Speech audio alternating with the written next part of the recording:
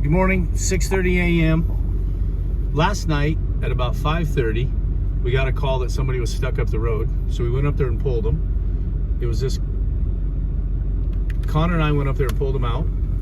It was this car, and as they left, I wondered what was gonna happen.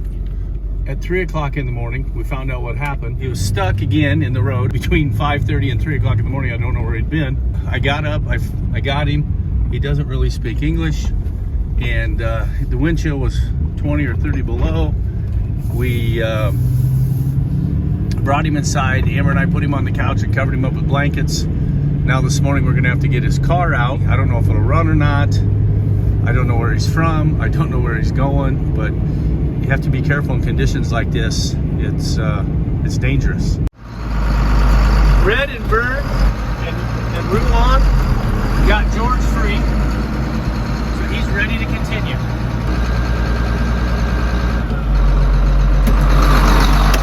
If George is free, he's ready to go. I hope I never meet George again.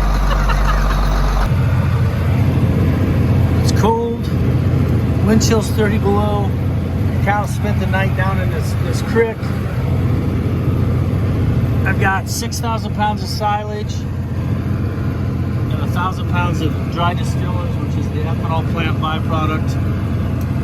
There's about 200 cows right here in this bunch, and we're just trying to keep them warm and feed them. That's how the cattle stay warm, by digesting. Think these girls are hungry? They're coming out of the ditch on the run. We're gonna feed them 5,000 pounds here. There's about 70 cows supposedly, and give them 4,500 pounds of silage, 500 pounds of DDGs. The DDGs are 26% protein.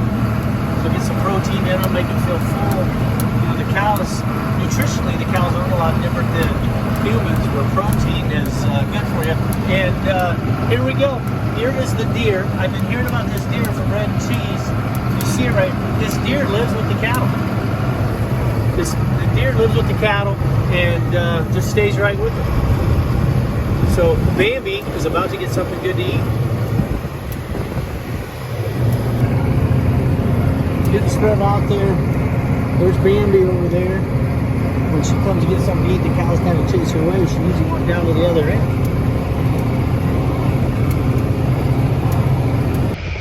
This is Extreme Cheese. We got a guide out here from Alabama, somewhere by Chad Anderson, we believe, stuck in a snowdrift in the town of Dow City. We are trying to pull him out with a tractor and a chain. Not going great at the moment, but we're making progress. It's my time.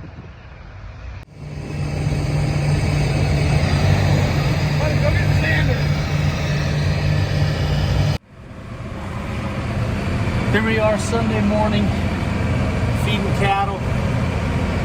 In town it says it's 18 below. The pickup says it's 22 below. Cattle are all frost covered. They're doing pretty good in the shed. These cattle over here, they're out of the wind, they're cold, they'll be okay. But gosh dang, it's cold. Gotta run #1 fuel in the tractors. The trucks can gel up if you don't run good fuel. #1, or a treatment. You gotta drain your air tanks, because you get any water in your air system. You know, the trucks, the brakes run on air, and you gotta keep that air dry, I guess would be the term to say it.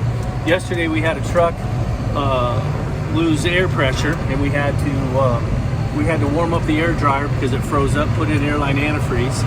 He was on his way to Des Moines, which was 120 miles. It happened to him again on the way home.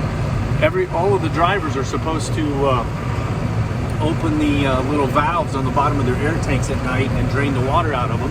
Eddie apparently did not do that, and we had a problem twice. But the kind of stuff you deal with in this weather, it's just ridiculous. If it was easy, anybody would do it. We're up here at the second group of cows. There's about 80 cows here, 70 cows here. We brought them 5,000 pounds of feed, and Bambi's still here. He's still going. Cows are coming out of the creek. They're hungry. Always excited. She'd sure like to chase something. But why would you have a real job when you could be a farmer? I crawled down the bank This is where the cows stand during the storm to stay out of the wind. And then these creeks in the hills are all spring fed. You can see open water right there.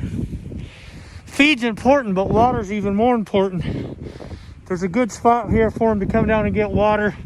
This is what we have to check in the wintertime to make sure they can keep drinking and helps them survive. They could eat snow if they had to, but this water source is very important. This group of cows we didn't get to yesterday. We got about 2,000 pounds of hay. There's about 50 cows here. We had to bring the tractor and the box scraper to get down this lane. They're in pretty good shape, but as you can see, they're hungry. Richie's the head feed guy.